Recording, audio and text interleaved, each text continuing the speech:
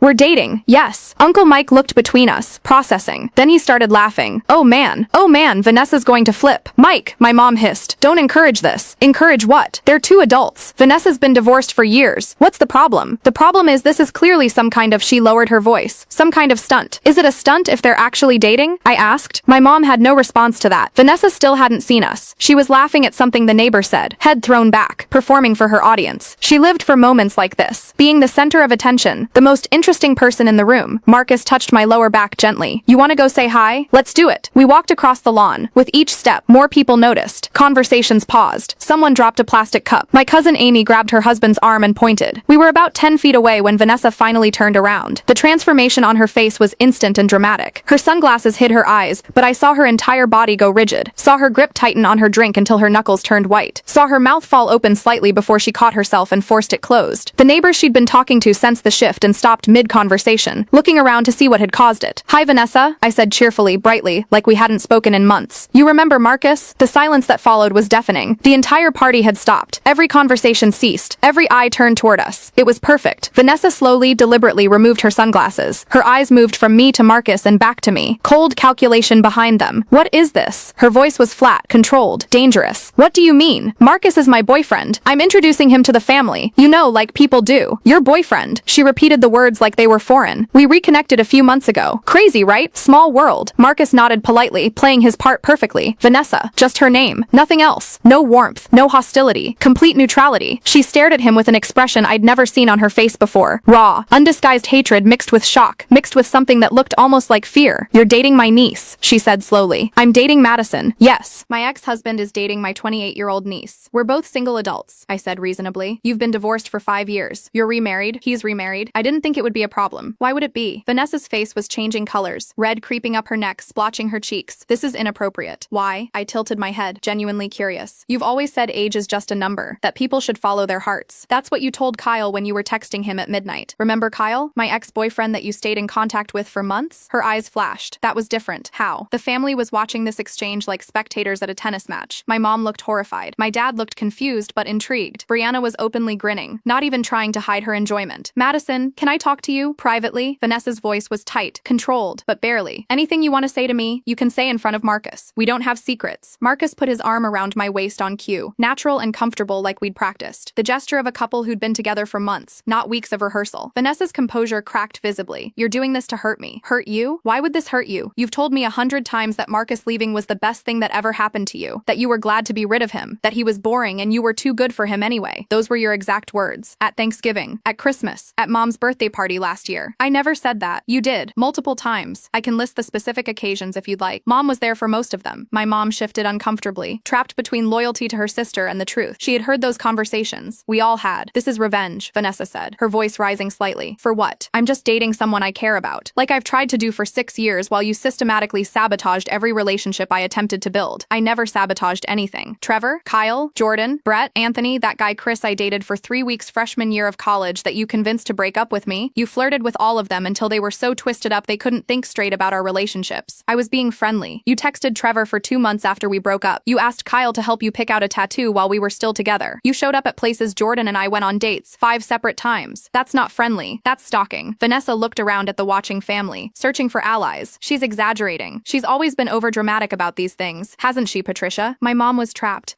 Vanessa, you do tend to be very friendly with Madison's boyfriends. Friendly. Exactly. Not sabotaging. Friendly. There's a difference between friendly and inappropriate, I said calmly. And Marcus can confirm it, because you did the exact same thing during your marriage. Flirted with his friends and colleagues. Made him feel like he was crazy for objecting. Gaslit him for years. Marcus spoke up, his voice even and measured. It's true. It's part of why I left. Vanessa turned on him, all pretense of control evaporating. You don't get to speak. You left me. You abandoned me for another woman. I left you because you were toxic and emotionally manipulative, and I met Jennifer a year after our divorce was final. But you've never let the truth get in the way of your preferred narrative, have you? How dare you? And for the record, Marcus continued calmly, I'm happier now than I ever was during our marriage. So if you're trying to make me feel guilty, it won't work. You're both lying. You're working together to make me look bad in front of everyone. No one has to make you look bad, I said. You do that yourself every time you open your mouth. Vanessa's mask completely shattered. The performance dropped. What was left was rage, pure and undiluted. You ungrateful little brat. After everything I've done for you, all the advice I've given you, the support, the guidance, I've been trying to protect you from making the same mistakes I did. And this is how you repay me. You've never supported me. You've undermined me at every turn because you can't stand anyone else being the center of attention. That's not true. It is true. Brianna spoke up from the the side, her voice clear and strong. You do it to Madison. You do it to everyone. We've all seen it, Aunt Vanessa. We just don't say anything because it's easier to let you have your way than deal with your tantrums. Other family members shifted uncomfortably. A few nodded. My uncle cleared his throat. The neighbors looked confused but fascinated. Vanessa looked betrayed, wounded. You're all turning on me because of her lies? After everything I've contributed to this family? They're not lies, Vanessa, my dad said quietly, setting down his tongs. We've seen how you act with Madison's boyfriends, how you seek their attention, monopolize their time. We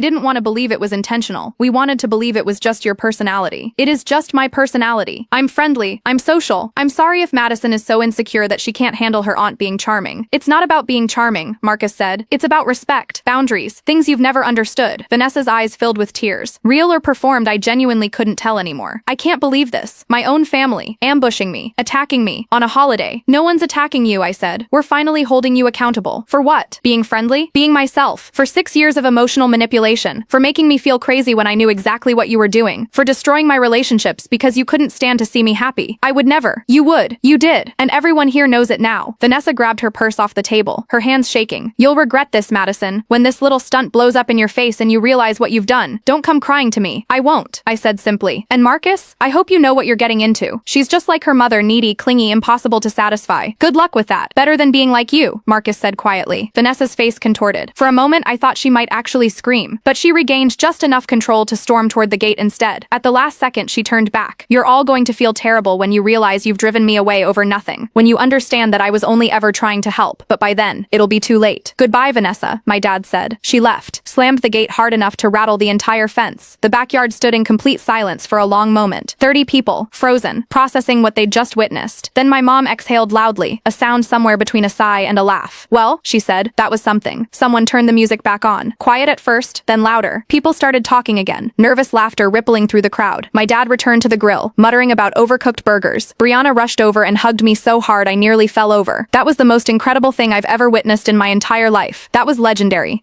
I don't even have words. Is everyone mad at me? I asked quietly. Are you kidding? We've been waiting for someone to stand up to her for years. Years, Madison. She's been terrorizing this family since before you were born. Marcus squeezed my shoulder. You okay? I'm great, actually. And I was. I felt lighter than I had in years. Like I'd finally exhaled after holding my breath for 6 years straight. Like I'd been carrying a weight I didn't even realize was there until it was suddenly gone. My mom approached cautiously, wringing her hands. Madison, sweetie, I'm sorry. For what? For not believing you. For making excuses for her all these years. You tried to tell us what she was doing, and we dismissed you. We told you that you were being sensitive, that you were imagining things. But you weren't. You were right. It's okay, Mom. It's not okay. We let her hurt you because confronting her was harder than dismissing your concerns. That's inexcusable. She looked at Marcus, and I'm sorry to you too. For whatever that's worth, we should have supported you more during the divorce. Marcus nodded gracefully. Water under the bridge, Patricia. My dad joined us, abandoning his post at the grill. I owe you an apology too, Madison. Vanessa's my sister, and I made excuses for her because I didn't want to see what she really was. But you forced me to see it today. Forced all of us to see it. That took courage. Or stupidity. I said. No, courage. He clapped Marcus on the shoulder. And you. That took guts. Showing up here. Thank you for supporting my daughter. She supported herself, Marcus said. I just played along. The party continued, but the energy had shifted. People approached Marcus and me throughout the afternoon, offering support, sharing their own stories about Vanessa's behavior that they'd never felt comfortable mentioning before. My cousin Amy pulled me aside by the dessert table. She tried to flirt with my husband at our wedding. I've never said anything because I thought I was being paranoid. Uncle Mike admitted. She sabotaged my relationship with my girlfriend before I met your aunt. Told her I was still hung up on an ex. I only found out years later that it wasn't true. A neighbor I barely knew confessed. She came on to my husband at a block party last year. I stopped coming to these things because I didn't want to make a scene. Story after story. Pattern after pattern. Vanessa had been doing this to everyone for years, and no one had felt empowered to say anything. Until now. Around sunset, as people started leaving, Marcus and I sat on the patio steps. The party had thinned out. Just family left, cleaning up, putting away food. Thank you, I said, for doing this. Thank you for giving me closure. I didn't know I still needed. Seeing her face when we walked up, that was worth all the anxiety leading up to it. Will Vanessa come after you now? Probably. She might try to contact me, send me angry messages, tell people her version of events, but I've dealt with it before. I have good boundaries now, and Jennifer's prepared for whatever comes. He paused. What about you? Are you prepared? I don't know. I guess I'll find out. One piece of advice? Don't engage with her directly if she reaches out. She'll try to pull you into arguments arguments, make you defend yourself, gaslight you into questioning what happened. Don't give her that power. Okay, and Madison, you're free now. That's what matters. She doesn't have power over your relationships anymore. Marcus was right about Vanessa coming after me. The text started that evening. How could you do this to me? I've done nothing but love and support you your entire life. You've humiliated me in front of the entire family. I hope you're proud of yourself. Marcus is using you to get back at me. Can't you see that? Everyone's going to realize what a vindictive, petty person you are. You'll be sorry. I blocked her number after the 4th message. Then she switched to email. Longer messages. Angrier. More desperate. You've turned everyone against me. My own family. My own brother. All because you're too immature to handle a little friendly attention. I blocked her email too. She tried calling from different numbers. Left voicemails that alternated between crying and yelling. Madison, please. I'm sorry if I ever made you uncomfortable. Can we just talk about this? You're a selfish, ungrateful brat who's destroyed our family. I miss you. I miss us. Remember when you were little and I used to babysit you? Remember how close we were? I saved the voicemails in case I needed evidence later, but I didn't listen to them all the way through. Then she started posting on social media. Vague posts about family betrayal, false accusations, people you trust turning on you. Sometimes the people you love the most hurt you the deepest. Sending prayers to anyone dealing with family drama right now. Lesson learned, never trust someone who smiles to your face while plotting against you behind your back. When people show you who they are, believe them. Even family. My mom called me after the 3rd or 4th post. Madison, Vanessa's posting concerning things online. I know, I've seen them. Should we be worried about what? She's just trying to get attention and play the victim. She's saying you and Marcus planned this together to humiliate her. We did plan it together. That's not a secret. But why? Because she needed to face consequences, Mom. For once in her life, someone needed to hold her accountable for her behavior. My mom was quiet. I understand that. I do. But Madison, she's family. This feels very public and permanent. Good. Maybe she'll think twice before sabotaging someone else's relationships. Do you really think she was doing it on purpose? Mom, yes, we've been over this. I know.